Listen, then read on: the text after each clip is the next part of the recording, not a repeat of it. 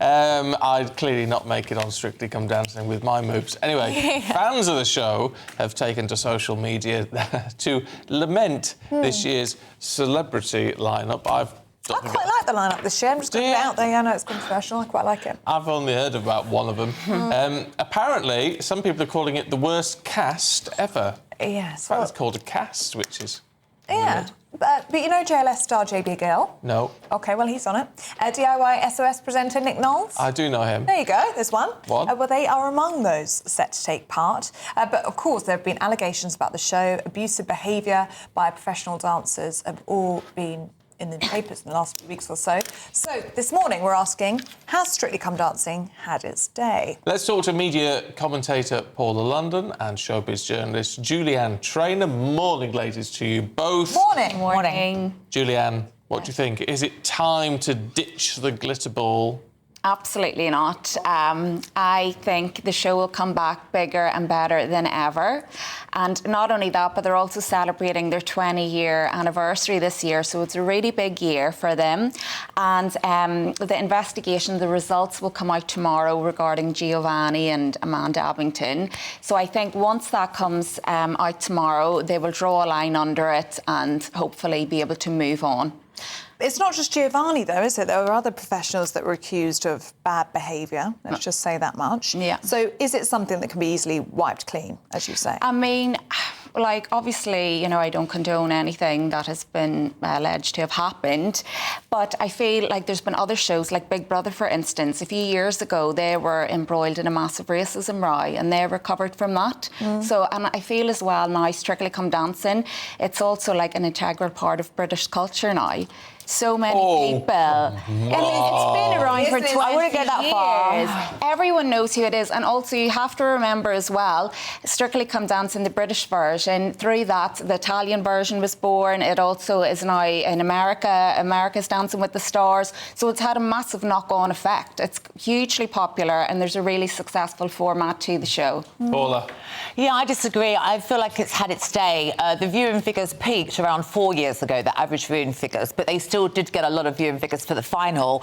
But I think all of this scandal has come far too close to the Hugh Edwards scandal. And the difference between this show and, say, Big Brother is just we're paying for this. And obviously, you know, Hugh is going to get his pension. He even got a rise when he wasn't even working. And also, you know, Rachel Riley, that's been on the show, Amanda Addington, they both said they've got PTSD. You've got a lot of other people coming out of the woodwork to sue the BBC for personal injury claims and also for their mental health. It's rumoured that BBC are going to be paying up to about £1 million out. So I'm sure their contract's going to be very, very tight this season. And I just don't think the lineup is any good, to be honest with you. I mean, you've got the guy from Go Compare, the one that sings. How is he a celebrity? You've got Pete Wicks, that's been on every show going. To be fair, everyone knows who he is, Paula. Well, I don't. I just know him singing. And also, can I say, every year people say that. They say, oh, we don't know who these celebrities are. But come by the end of their journey, they're really invested in them. Yeah. And, I mean, it's a great platform as well for them to launch their career or to, you know, flourish on the show. I mean, the comedian's visually impaired, and that's obviously very, very challenging. So I do wish him the best. But I'd like to see more right-wing people on the show, because I feel like a lot of people on the left are snowflakes. They're complaining about PTSD. They're complaining about grueling hours. I know, but they had, Anna's the only one that I know. And I feel like if BBC had more right-wing people, they're less likely to have people want to sue them afterwards. They'll just get on with the job. Julianne, do you think it's a little bit awkward for celebrities, or celebrities as Stephen would say, taking part in this year's competition, this year's Strictly Come Dancing, amongst all of these allegations? Does it make things awkward for them that they're kind of wading in and taking part despite all of these allegations? I don't think so, because at the end of the day, they're there to, like I said, boost their career, earn money and, you know, become a household name. But does that make them look heartless amidst all these allegations? But I think the show's going to go on no matter what, and no star is bigger than the show. It's the same with like a soap. If someone leaves, it still continues on, you know, that way. And I spoke to Shirley Ballas about this as well a few weeks ago at the Trick Awards, and she said the beauty about Strictly is it's so expensive now to go to the theatre. It's almost nearly nearly £100 per ticket.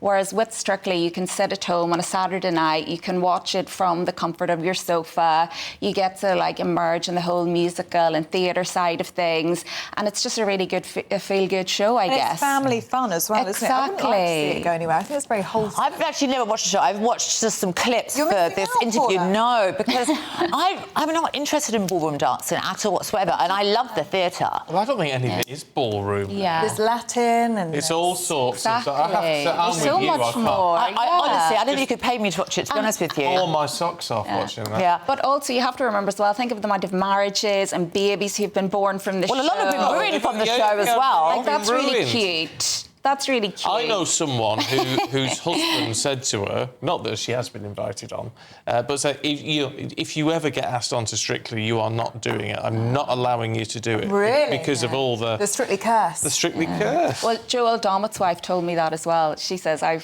banned him from doing the show because Really? again of the Strictly curse. So Yeah. it is a bit controversial in that aspect. But again, if you really trust your man, I'm sure you wouldn't mind. Well, do you know what I think is strange? Pete Wicks is doing the show because Zara obviously said she had an awful time during the show, and it could affect her legal case as well because she's saying how terrible it was, etc., etc. So BBC lawyers could say, well, if it was that terrible for you, how come you're excited for one of your best friends to do the show this year? Yeah. So that's quite strange. That's what I mean about this year's contestants looking potentially Pete heartless. Wicks? I don't know what you call them in TV. But then again, personality. apparently Pete is in financial difficulty, so of course he's not going to turn down a show like that. Well, And he's on every reality show going, so he needs to manage his money better. God. And also, it's only in the last few years that they've started to enlist reality stars. So I think, Last year was the first Love Island, I think. Yeah, and I think 2-3 years before that with Jamie Lang, he was the first ever reality star. And for instance, my auntie had no idea who he even was, but by the end of the show, she totally loved him and was a big fan. But isn't it scraping the barrel? I mean, that's what it feels like to me, that it's just scraping the barrel now. And sometimes shows can be really good, really popular, but you need to get out at the top.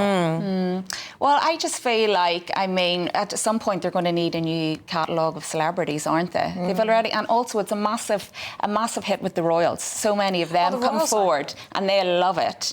And Princess Anne also, apparently she said she would love to take part. So Now who that knows? I would love to see, and so would you actually. Yeah, I can't imagine Don't it. knock that. That's never You'd going to watch happen. Princess Anne. And also, can I ask, dancing. if they asked you to do the show, either of you, would you? I'd definitely do it. So You see, and would you? No, I don't think I would. Really? But I don't really like reality TV, and it would be so hypocritical of me to say... I "Well, prefer I'll documentaries do to it." reality, yeah. I mean, it's just... Well, I mean, if they turned around and said, here's £250,000... I mean, don't get me wrong, I won't He'd do it, he If would. £250,000, I'd He's do got it. twinkle toes, and you like But music, you'd be good. I just sort of think it's not my... I don't watch it, and I don't watch any of that. Because some people love dance, and if you don't, you're not going to enjoy all the intensive training But as also, well. I'd love to do it just for the toning up factor, because so many women seem to, develop amazing bums and everything Or from injuries, the show. though. Yeah. Or injuries, that's So- true. What do you think about... Amazing buns, Paula. Well, I wouldn't mind toning up a little bit, but I'd probably break my leg if I went on there. I like so. an iced bun. Yeah, so do I. What do you think of Strictly Come Dancing and trained dancers? Because Tash Gorey is Yeah. part of the cast this year. I'm